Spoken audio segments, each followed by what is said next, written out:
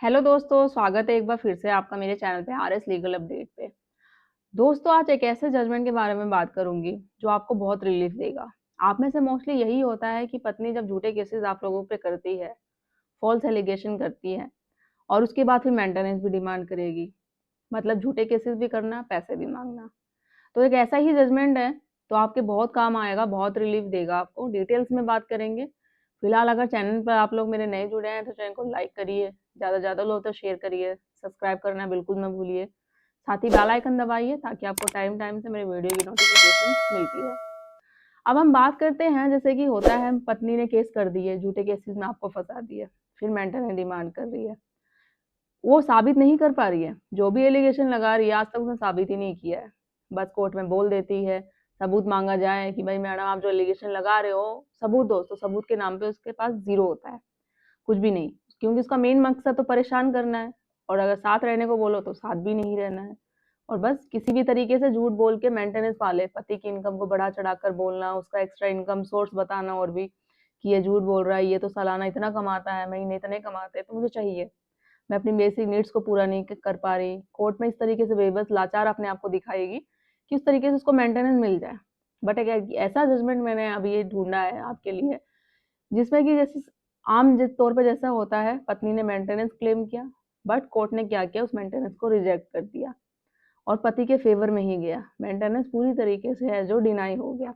अब क्या है, कोर्ट क्या चीजें देखती है, क्या कोर्ट के सामने है, जो क्वेश्चन आया, किन आधारों पर मेंटेनेंस डिसाइड होता है, ये तो वैसे मैं फिलहाल डेली आप लोगों को नई तरीके, जो कानूनी तरीके होते हैं, आप लोगों को शेयर करती रहती हूँ।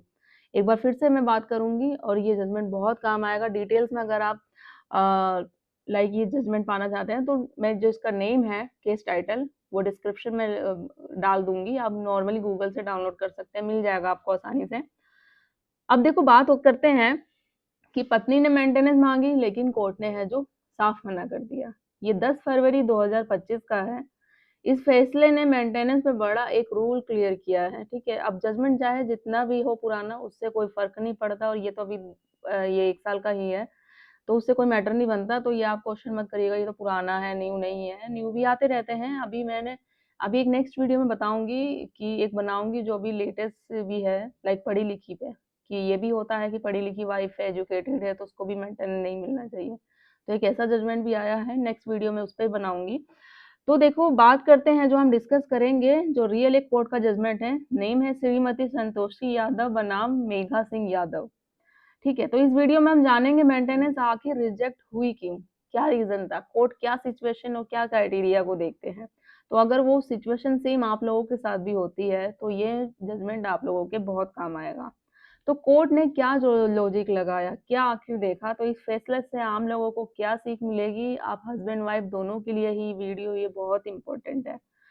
तो इस केस में पत्नी ने है जो पति से मेंटेनेंस की मांग करी।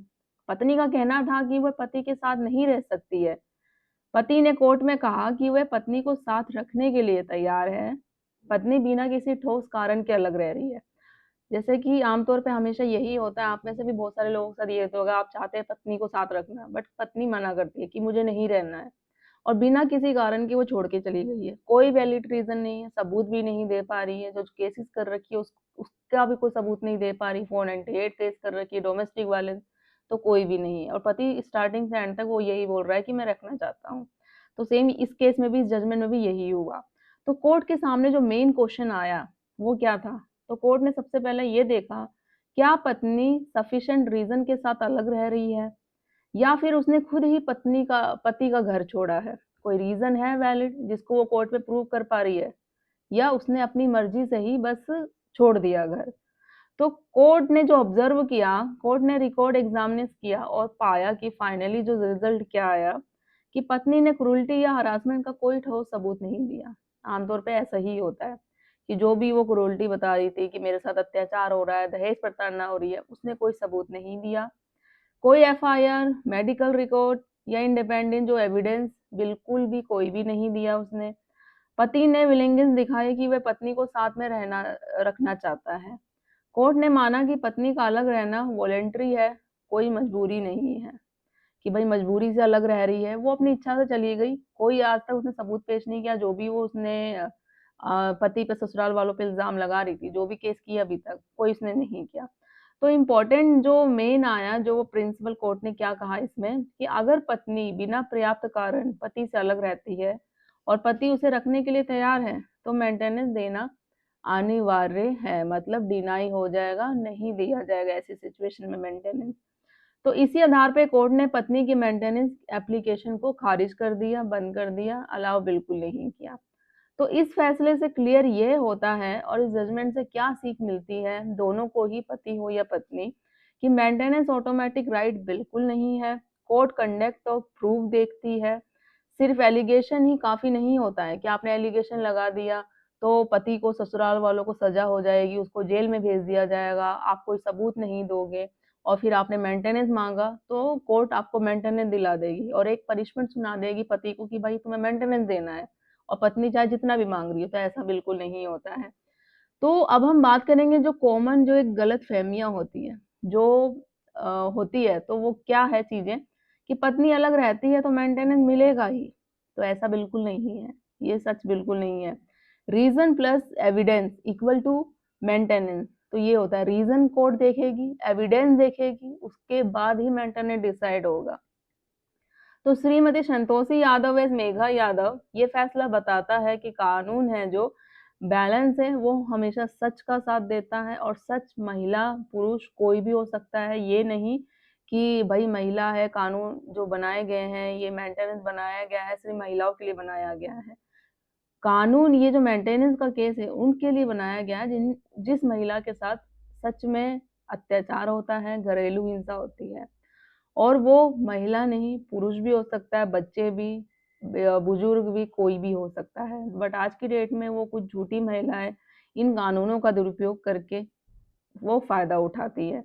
तो पति और पत्नी दोनों के फैक्ट्स इंपॉर्टेंट करते हैं, केस पर डिपेंड करता है, तो वो चीजें होती है। तो आई होप ये वीडियो आपको पसंद आई होगी, क्लियर हो गया होगा। कुछ डाउट रहते हैं, कुछ क्वेरी रहती है, तो डेफिनेटली बात कर सकते हैं, डिस्कस कर सकते हैं अपॉइंटमेंट बुक करके। और ज़्यादा से ज़्यादा लोग तक शेयर कर दीजिए, चैनल को सब्सक्राइब करिए, लाइक करिए। जल्दी मिलूंगी मैं नेक्स्ट इन्फॉर्मेटिव वीडियो पे। और किसी पर्टिकुलर वीडियो पे भी आप चाहते हो कि टॉपिक बनाए तो कमेंट में ज़रूर लिख दीजिएगा। तब तक के लिए थैंक यू।